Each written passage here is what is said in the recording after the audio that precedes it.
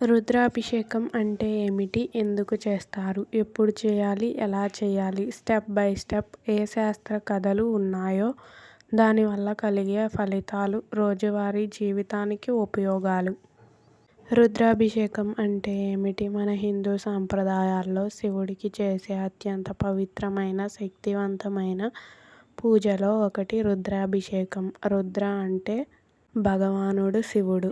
అభిషేకం అంటే పవిత్రమైన ద్రవ్యాలతో స్నానం చేయించడం.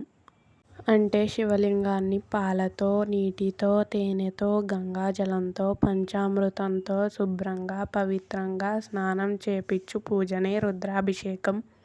ఇది సాధారణ అభిషేకం కాదు. ఇది వేదమంత్రాలతో చేసే అభిషేకం. ముఖ్యంగా స్త్రీ రుద్రం, చమకం, పురుష సూక్తం వంటి మంత్రాలతో చదువుతూ చేస్తారు. ఎందుకు రుద్రాభిషేకం చేస్తారు? శివుడు మనకు జీవితం, శరీరం, ప్రాణం, మనసు, శబ్దం అన్నీ ఇచ్చిన దేవుడు. ఆయన సృష్టి, స్థితి, లయం అన్నింటినీ నియంత్రిస్తాడు. మనిషి జీవితంలో వచ్చే బాధలు, ఆరోగ్యం, కోపం, మనోవేదన, పనుల్లో అడ్డంకులు, గ్రహదోషాలు వీటన్నింటినీ శాంతం చేసి సుఖం ఇచ్చేది రుద్రాభిషేకం. రుద్రాభిషేకం చేస్తే మన మనసు ప్రశాంతమవుతుంది, కోపం తగ్గుతుంది, జీవితంలో క్లారిటీ వస్తుంది, గ్రహాలు బాగుపడతాయి, మన దేహంలో ఒత్తిడి తగ్గుతుంది. రుద్రాభిషేకం చేయడానికి ఉత్తమ సమయం.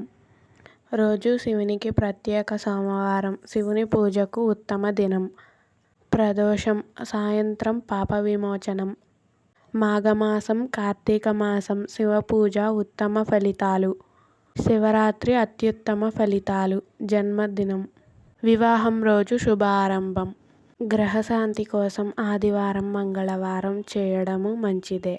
రుద్రాభిషేకంలో ఉపయోగించే ద్రవ్యాలు మరియు వాటి ప్రయోజనాలు. ద్రవ్య ప్రయోజనం: నీరు జీవనశక్తి, శుభ్రత, పాలు చల్లదనం. శాంతి, పెరుగు పాపక్షయము, తేనె మధురము, కుటుంబ సఖ్యత, చక్కెర మనసు మృదువుగా అవుతుంది. గంగాజలం పవిత్రత. శుభం, బెల్లం నీరు శరీర శక్తి. చందనం శాంతి, ఆధ్యాత్మిక శక్తి. బిల్వపత్రం శివునికి అత్యంత ప్రీతికరమైనది. రుద్రాభిషేకం ఎలా చేయాలి? Step by step. ముందుగా స్నానం చేయాలి. శివలింగం ముందు దీపం, ధూపం వెలిగించాలి. ఒక చిన్న పాత్రలో శుద్ధ నీరు తీసుకోవాలి. ఓం నమఃశివాయ అని జపిస్తూ లింగం మీద నీరు పోయాలి. తర్వాత పాలు పోయాలి. తర్వాత పెరుగు పోయాలి. తేనె పోసి లింగం మీద మృదువుగా చేయాలి. పంచామృతం వేసి మరలా శుభ్రంగా నీటితో కడగాలి. బిల్వపత్రాలు అర్పాలి. ఈ సమయంలో శ్రీరుద్ర లేదా ఓం నమఃశివాయ జపం కొనసాగాలి. చివరగా నైవేద్యం, ప్రదక్షిణలు, ఆరతి చెయ్యాలి. రుద్రాభిషేకం గురించి ఒక పురాణ కథ. ఒకసారి దేవతలకి, రాక్షసులకి మధ్య గొప్ప యుద్ధం జరిగింది. దేవతలు శక్తిని కోల్పోయి దుఃఖంలో పడిపోయారు. ఆ సమయంలో బ్రహ్మ, విష్ణువు కలిసి భగవాన్ శివుని రుద్రాభిషేకం చేశారు.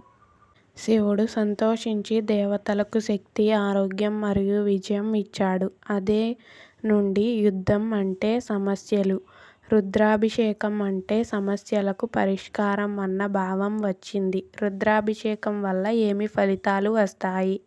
ఇంట్లో కలహాలు తగ్గుతాయి. కుటుంబంలో ప్రీతి, ప్రేమ పెరుగుతుంది. వ్యాపారం మంచిగా తిరుగుతుంది. ఉద్యోగంలో పదోన్నతి అవకాశం పెరుగుతుంది. ఆరోగ్యం స్థిరం అవుతుంది. కోపం, టెన్షన్ తగ్గుతాయి. దుర్ప్రేరణలు, నెగిటివ్ ఎనర్జీ తొలగుతాయి. పితృదోష, నవగ్రహ దోషాలు శాంతిస్తాయి. రోజుకు 5 నిమిషాలు ఎవరైనా చేయవచ్చు. నీడలేని చెట్టు కిందైనా, చిన్న శివలింగం ఇంట్లో ఉన్నా ఓం నమఃశివాయ ఈ మంత్రం 108 సార్లు జపిస్తే అదే చిన్న రుద్రాభిషేకం ఫలితం వస్తుంది.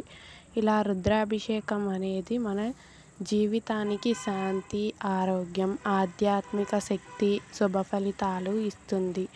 శివుడు భక్తులకు చాలా దగ్గరగా ఉండే దేవుడు. మనసు నుంచి పిలిచిన ఓం నమఃశివాయ అన్న అతడు వినిపిస్తాడు. హర హర మహాదేవ్. ఓం నమఃశివాయ. ఈ వీడియో నచ్చితే లైక్ చేయండి, మన ఛానల్ని సబ్స్క్రైబ్ చేయండి. అలానే ఈ వీడియో ఎలా అనిపించిందో కామెంట్ చేయండి.